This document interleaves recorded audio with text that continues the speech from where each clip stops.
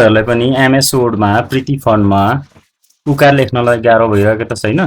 त्यस भए आउनुहोस् यसको समस्याको समाधान हेरौँ है त। जस्तै मैले यहाँ क लेखेर उकार दिने बित्तिकै यस्तो भयो। त्यसै गरी म लेखेँ र उकार दिएँ, यस्तो भयो। अब यसलाई कसरी समाधान गर्ने त? त्यसको लागि सर्वप्रथम तपाईहरु फाइल मेनुमा जानुहोस्। फाइल मेनुमा गएपछि यहाँ तल कोड अप्सन भन्ने आउँछ, त्यसमा क्लिक गर्नुहोस् र कोड अप्सनमा गइसकेपछि यहाँ तपाईहरुले देख्न सक्नुहुन्छ प्रुफिङ, त्यसैगरी डिस्प्ले, ल्याङ्ग्वेज सेटिङ अन्य कुरा देख्नुहुन्छ र यसपछि हामी जाउँ प्रुफिङमा। प्रुफिङमा गइसकेपछि यहाँ अटो करेक्ट अप्सन भन्ने आउँछ, त्यसमा क्लिक गरौँ र अटो करेक्ट अप्सन भित्र गइसकेपछि यहाँनिर देख्न सक्नुहुन्छ तपाईहरुले auto format as you type. Auto format as you टाइपमा गएर यहाँनिर straight quoted with smart quoted भन्ने छ, यहाँनिर चेक लागेको हुन्छ, यसलाई अनचेक गर्नु होला।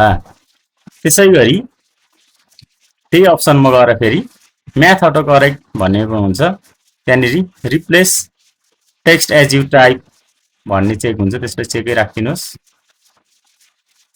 र यति गरिसकेपछि अब हेरौँ है त, क लेखौँ उकार उ भयो। जस्तै म अझ यहाँनिर उकार आइसकेको छ। अब म नेपाली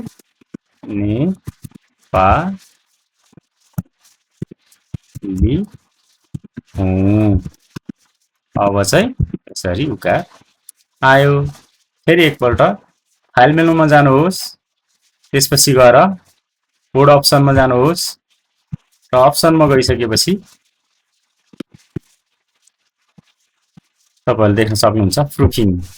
प्रुफिङ भित्र गएर अटो करेक्ट अप्सन भित्र जानुहोस् र auto format as you type भन्नेमा गएर चाहिँ यहाँनिरको स्ट्रेट कोटेसन हटाउनु होला। आजलाई यति नै। कस्तो लाग्यो तपाईहरुलाई यो भिडियो? कृपया आफ्नो प्रतिक्रिया दिन नभुल्नु होला अनि च्यानललाई लाइक र सब्स्क्राइब पनि गर्नु होला है त। हस्त, धन्यवाद।